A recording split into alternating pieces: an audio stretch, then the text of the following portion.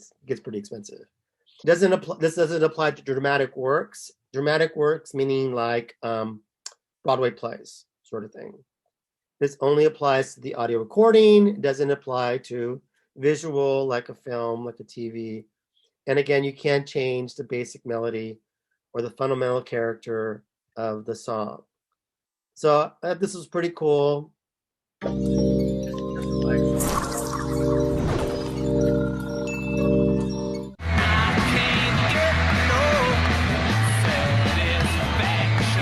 Who said imitation was the sincerest form of flattery? Welcome to WatchMojo.com, and today we're counting down our picks for the top 10 cover songs that sound completely different than the original. I can't get no satisfaction. For this list, we're looking at the artists that took major risks when covering songs from other musicians, either changing the style or tone of the original. You got me going. You're oh so charming. You're nothing but a womanizer. We're not taking into account cover songs which have been only performed live, however, just songs with a studio version to back it up. Lollipop. Yes, and maybe you're the sucker to think that I would be a victim, not another. Number 10, Boys in the Hood, Dynamite Hack, originally by Eazy-E. Cause the boys in the hood are always hard. You come talking that trash, we'll pull your car. Starting things off with one of the more odd entries on our list, Dynamite Hack's cover is a mellow and acoustic arrangement of Eazy-E's gangsta rap classic, Boys in the Hood, here reimagined with more than a little bit of post-grunge irony. Cause the boys in the hood are always hard. Come talking that trash and we'll pull your car. The real key to Dynamite Hack's success is the monotone delivery of the lead vocals matched with all the original's gruff and boisterous bravado, which provides all of the comedic punch and timing needed to make this cover a hit. From the 8-ball, my breath starts stinking. I gotta get my girl to rock that body. Before I left, I hit the Bacardi. Number 9, Smells Like Teen Spirit, Tori Amos, originally by Nirvana.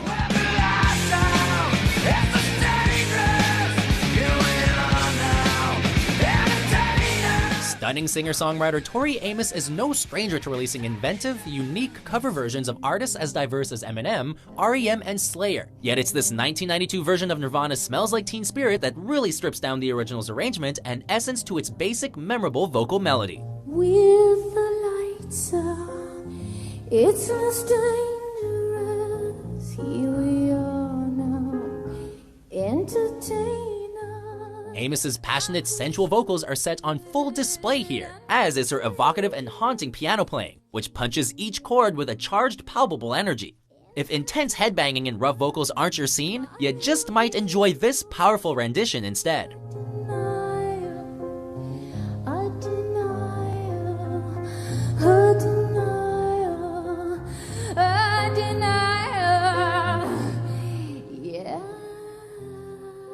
So what you wanna do? I got a pocket full of rubbers and my homeboys do too. So turn off the lights and close. Number 8, Gin and Juice, The Gourds, originally by Snoop Dogg. G's up, freeze up for a second now, bounce to this. Ever wonder what it would sound like if a bluegrass band decided to cover Snoop Dogg's classic Gin and Juice? Well, look no further than The Gourds, complete with violin scratches, mandolins, and accented southern twang instead of beats and bass.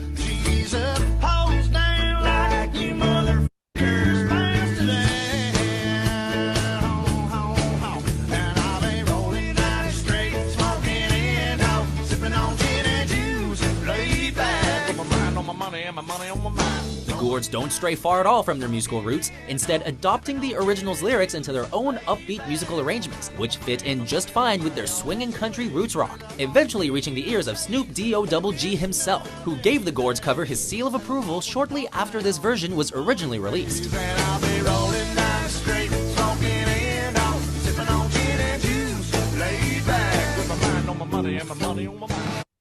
All right, so the point that I'm generally trying to make is that you can be creative as creative as you want with the lyrics, and just in terms of like you got to follow the lyrics, but you know the genre of the music, whatever that you utilize, you can be as creative as you want with that part at least. And so this is just some examples of people who are use their creativity to cover somebody else's music. And again, so 9.1 cents again, right, for songs under 5 minutes, and or 1.75 cents per minute, whatever is greater. So sampling, anytime you sample a song or sample music, what are the two potential copyright infringements? Does anybody know? The two big ones. What do you got to worry about?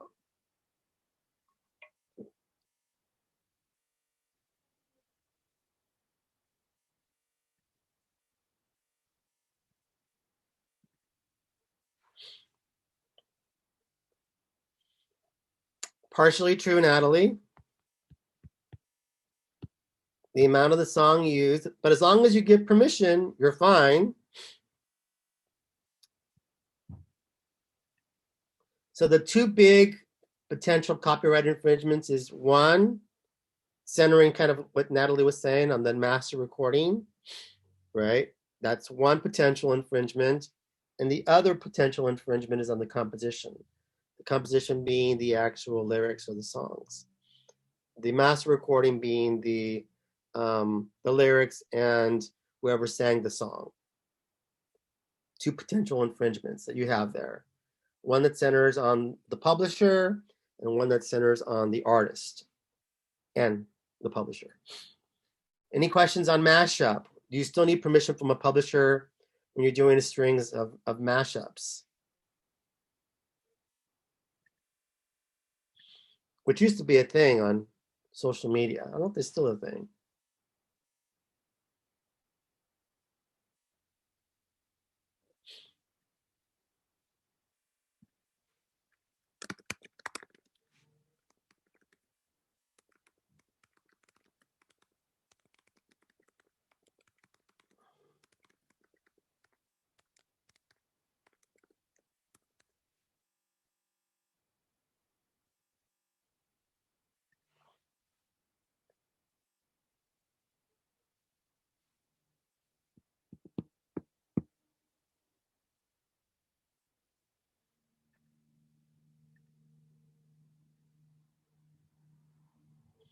Georgette is right. Generally speaking, the answer is yes, but it does sort of depend on the amount that's used. But that's where it gets tricky. And so this is why you always want to, get permission. Well, it is, a parody is protected under fair use. You're right, Georgette. But again, right, you're supposed to you're still supposed to get permission from the publisher, right? A notice of intent before you release the song if you're going to release it. So yeah, it is parody, it is fair use, but you're still supposed to ask for permission. General rule of thumb. I don't want to see or hear about any of you getting sued. And again, I don't know how many of you are going to go into the music industry. It's tricky. So who owns the copyright? Artist, publisher, songwriter, who owns the copyright? Publisher, very good. Publisher owns the copyright. So which is of these performance rights organizations, which is the oldest? ASCAP, BMI, CSAC, Sound Exchange.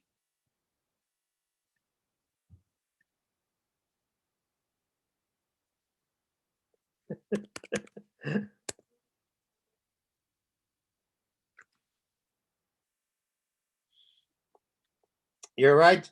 Taylor Swift, smart lady. I'm telling you, she's smart. She might be young. She's smart. She has some business savvy to her, no question. Somebody's taught her well. Or she's taught herself well, one or the other. But she's obviously around smart people. So yeah, whoever said ASCAP is the oldest is right. ASCAP started in 1910, I want to say. What type of royalties do they collect? And they being 3 of them. I'm referring to ASCAP, BMI, and CSAC. Kind of gave away the digital.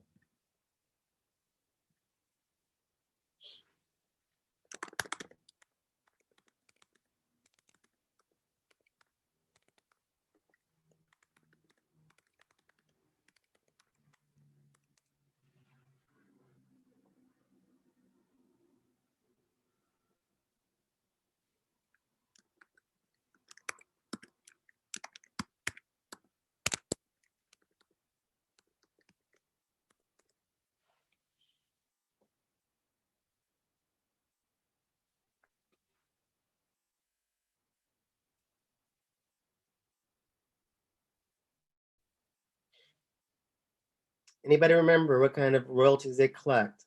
CSAC, BMI, ASCAP. Sound Exchange, I'll give you the last one. Sound Exchange collects digital royalties, so things that are streamed.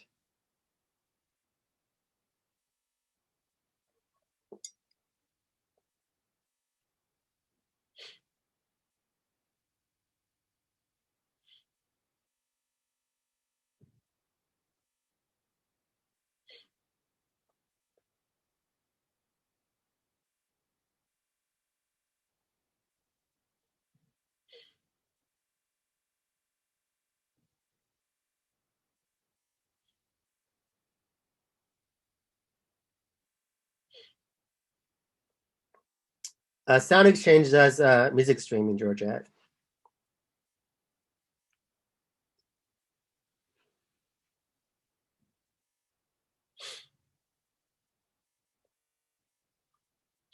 You're right, Angela. Very good. So CSAC, BMI, and ASCAP do collect performance royalties, and I'm referring to live performances. So if somebody covers your song during the live performance, whoever represents you, whether it's ASCAP, BMI, or CSAC, collects the royalties on your behalf. ASCAP printed work like sheet music. Yes, but that's that falls under live music as well as broadcast. So ASCAP, BMI, and CSAC also collect not only just live but broadcast. So music that's played, let's say for instance at venues or on a television network or on cable network or on radio stations, that is all collected by ASCAP and BMI and CSAC. So again, it's for ASCAP, BMI, and CSAC, they collect the performance, live performance, as well as the broadcast. Sound Exchange collects the digital. ASCAP is the oldest, and CSAC represents primarily European artists. The CSAC have a presence in the United States, even though they represent mostly European talent.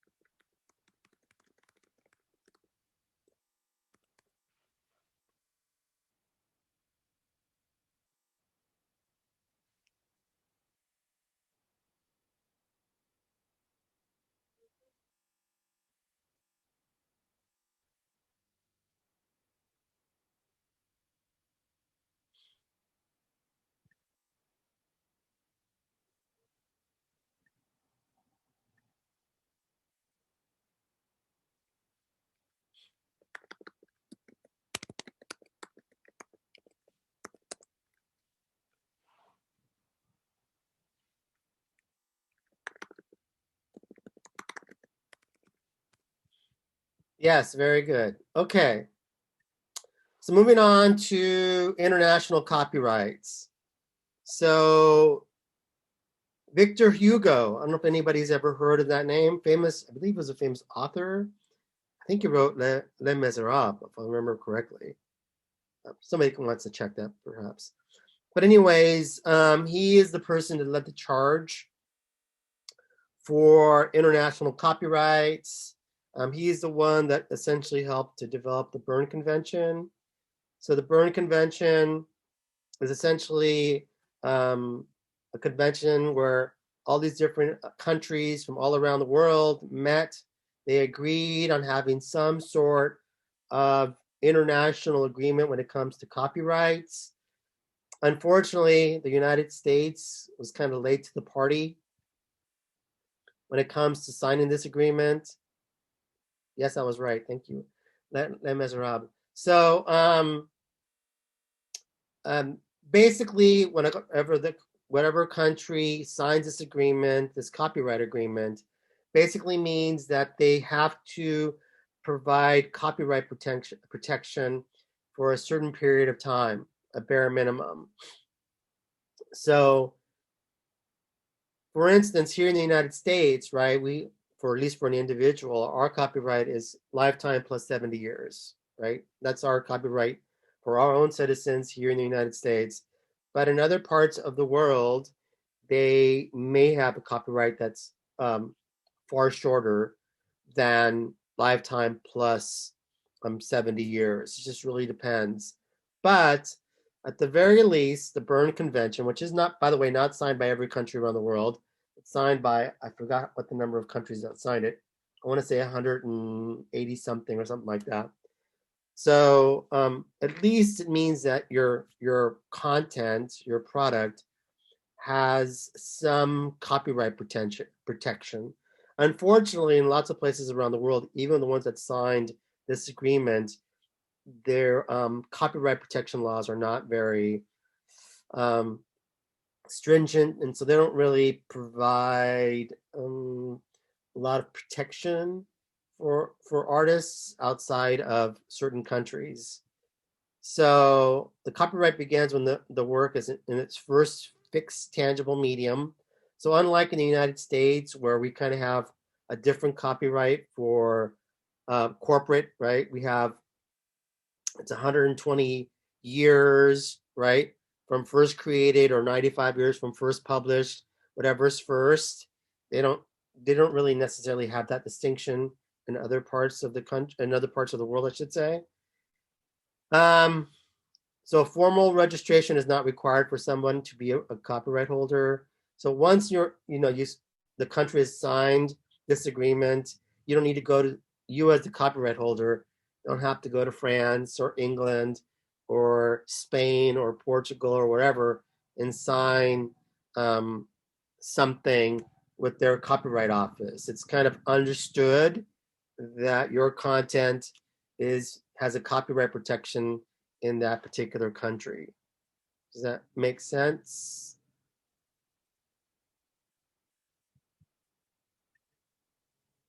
So, question.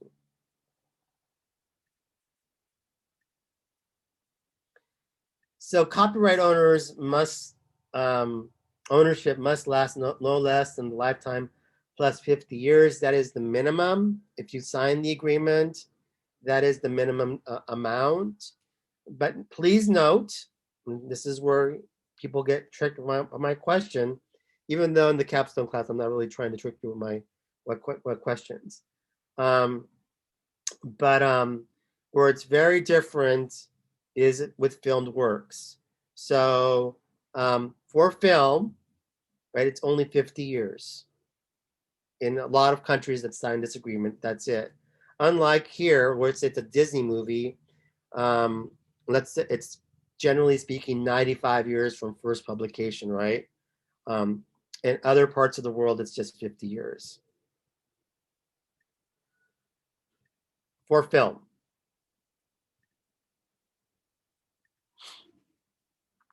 And how much time I got? So each country that signs, basically the other part of international copyrights is once, right, you have this, you're granted the following rights, right? The right to translate your works. In other words, you can take a movie or a song or whatever, And once you can translate it from English to Spanish, and you're still getting paid. You can make reproductions or additional variations, I suppose. The right to publicly perform this music, this film, this play, whatever, in that country. You have the right to make adaptations. You don't lose that. Somebody can't make an adaptation of your movie or play or whatever unless they have your permission. You can the right to recite written works in public, and also the fair use applies to this agreement. So, in other words, parodies and those sorts of things you're supposed to allow.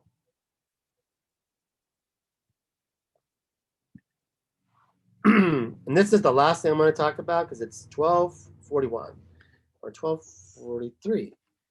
So the Madrid system. So we'll talk about U.S. copyright trademarks on Wednesday. So for international trademarks, there's something called the Madrid system outside of the United States. And this is the primary trademark system for marks outside the United States. And again, if the countries have signed these agreements, they're not supposed to mess with your trademarks.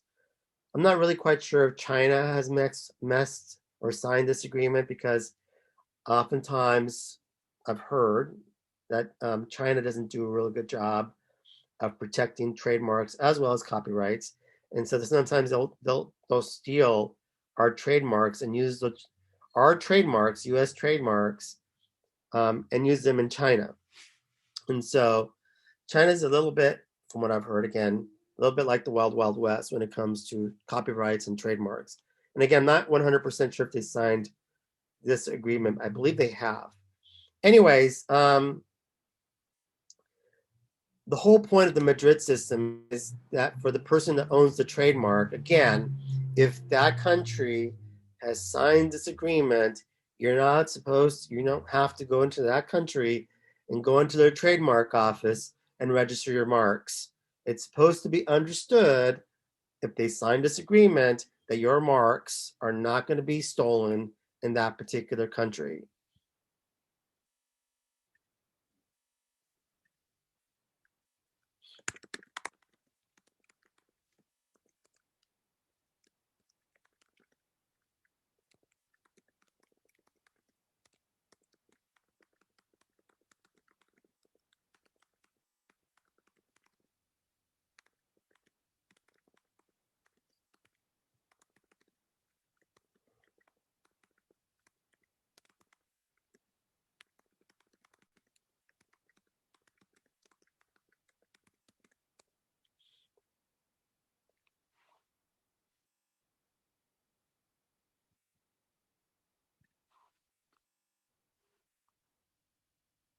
It's 12:45, right? Yes, I think it's 12:45.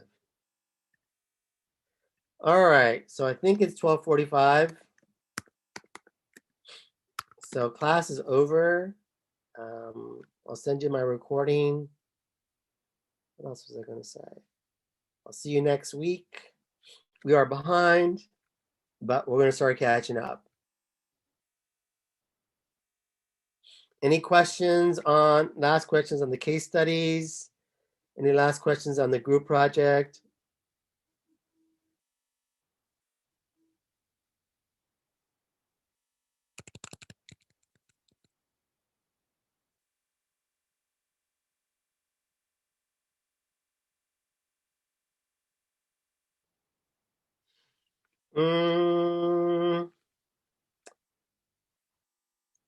It was the Netflix. I think it's Netflix, Amazon, Georgette.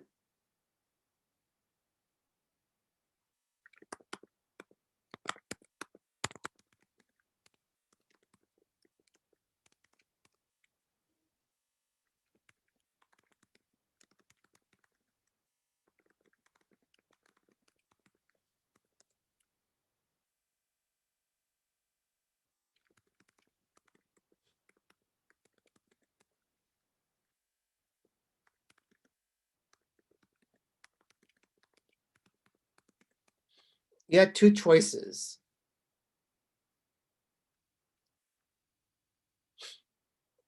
Yes, you can focus on the Amazon part of the case study or the Netflix part of the case study.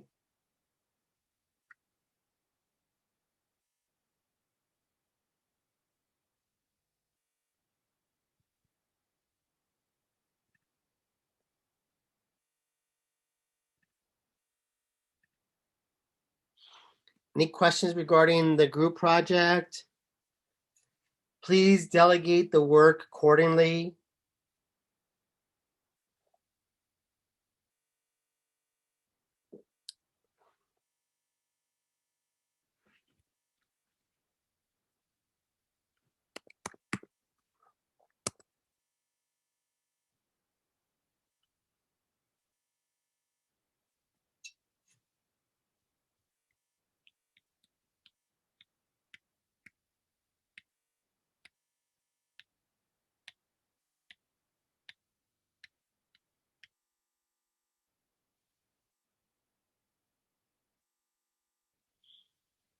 What do you mean, Jesse? For promotional? Does merging with other companies count? Like with Disney, they have the bundle. Well, like they'll promote it as you pay this much for Hulu, Fox, Oh, you mean and utilizing synergy? yes. Yes, that counts. Okay.